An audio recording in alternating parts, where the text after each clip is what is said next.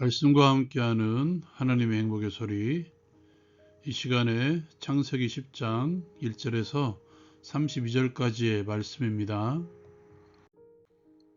노아의 세 아들은 각기 흩어져 나라와 민족을 이룹니다. 그러나 하나님의 구원의 길은 계속되고 있습니다. 홍수 후에 노아의 세 아들들이 자녀들을 낳았습니다. 먼저 야벳의 후손들은 7아들인데요. 그 중에 고멜과 야혼의 아들들을 말씀에서 소개하고 있습니다.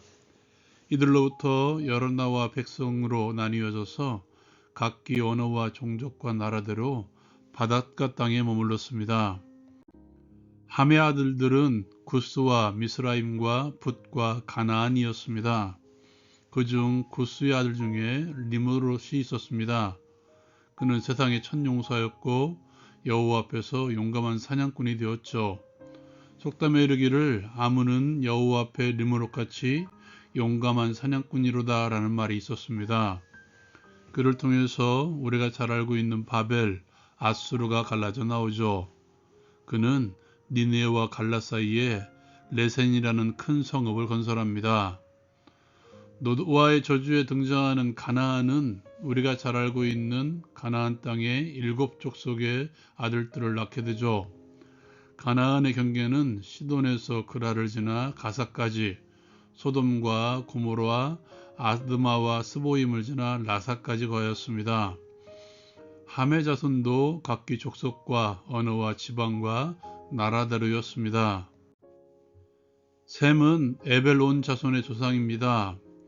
에벨이 2아들을 낳고 세상이 나뉘었죠. 그리고 2아들 중에 아우의 이름이 욕단입니다. 그들이 거주하는 곳은 메사에서부터 스발로 가는 길의 동쪽 산이었습니다. 셈의 자손도 그 족속과 언어와 지방과 나라대로였습니다. 그렇게 노아의 세 아들을 통해서 그 땅의 백성들이 나뉘었습니다.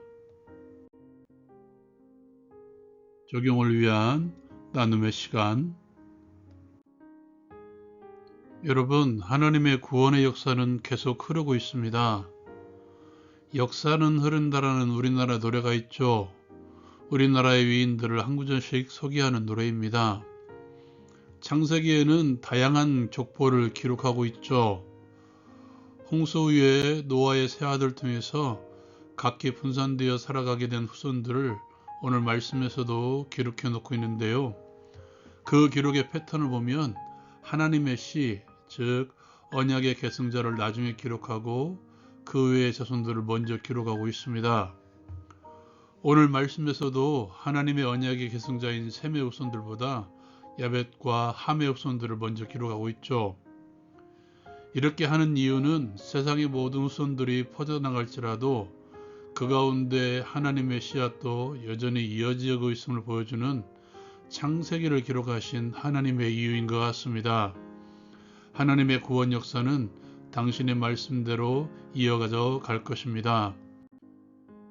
에덴 동산에서 첫사람의 범죄에 대한 심판을 선언하셨을 때 뱀에게 이렇게 선언하십니다.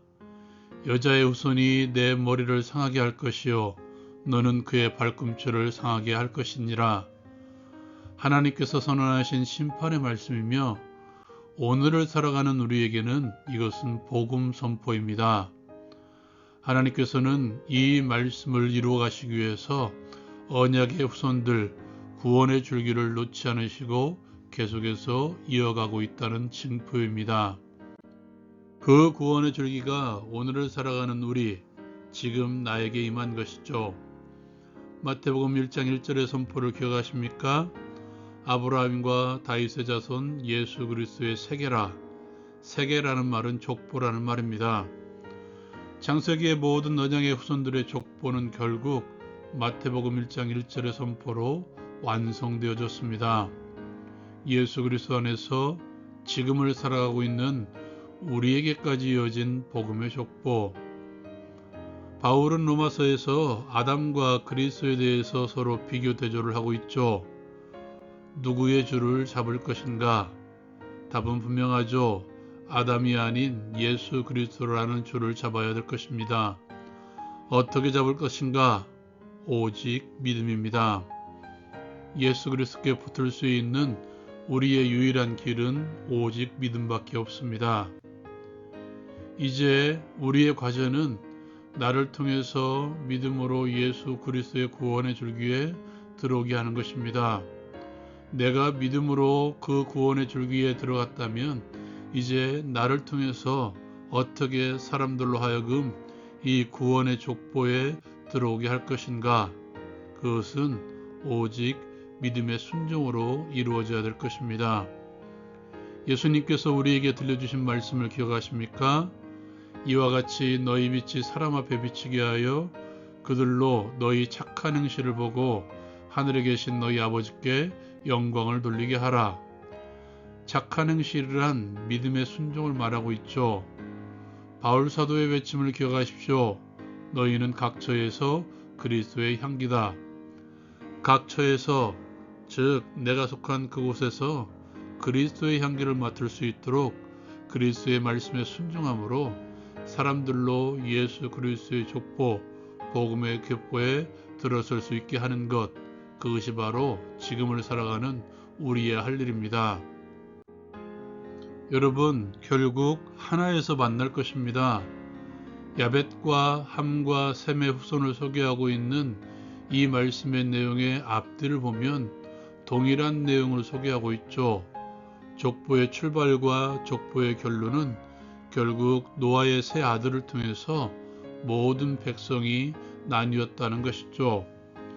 여러분, 그렇다면 노아를 필두로 그 위로 올라간다면 결국 그 마지막은 아담에게까지 올라갈 수밖에 없을 것입니다. 하나님의 형상인 아담, 우리의 능력과 우리의 모든 우월성의 원료는 결국 하나님의 형상이라는 결론에 다다를 수밖에 없다는 것이죠.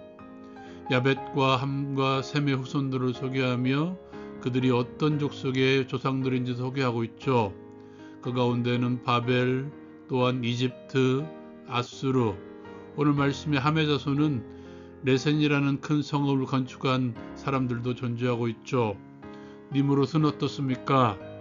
그렇다면 그 모든 사람들의 원리는 무엇인가? 하나님의 형상이라는 것이죠. 사랑하는 동역자여, 우리가 가지고 있는 최고의 것은 결국 하나님의 형상으로 지음받은 존재라는 사실이죠. 하나님의 형상으로서 학문을 할 수 있는 것이고 하나님의 형상으로서 우리가 예술을 하는 것이며 하나님의 형상으로서 우리가 몸을 사용하는 모든 활동을 하는 것이라는 것입니다. 그렇다면 우리는 다 같은 최고의 것을 가진 존재들이라는 것이죠. 자랑할 것도 내세울 것도 우위에 둘 것도 없습니다. 다 같은 하나님의 형상을 가졌는데 무엇을 자랑할 수가 있겠습니까? 그렇다면 우리의 할 일은 무엇인가? 지금 내가 하고 있는 그 일을 최고의 것으로 올려놓음으로써 하나님의 형상을 자랑하는 것, 학문에서, 경제에서, 정치에서, 문화에서 모든 부분에서 하나님의 형상의 우월성을 드러내는 것입니다. 그것이 그리스도의 족보에 들어온 우리의 할 일입니다. 적용을 위한 기도의 시간. 주 예수 그리스도를 믿음으로 복음의 길에 들어오게 하심에 감사드립니다. 이제 믿음의 순종으로 그리스도의 향기를 풍겨내게 하옵소서. 하나님의 형상으로서 최선을 다해 최고로 향해 감으로써 하나님의 형상을 드러내게 하옵소서. 예수님의 이름으로 기도합니다. 아멘. 믿음의 순종이란 말씀에 대한 순종뿐만 아니라 하나님의 형상의 우월성을 드러내는 것입니다. 라온 큐티 마칩니다.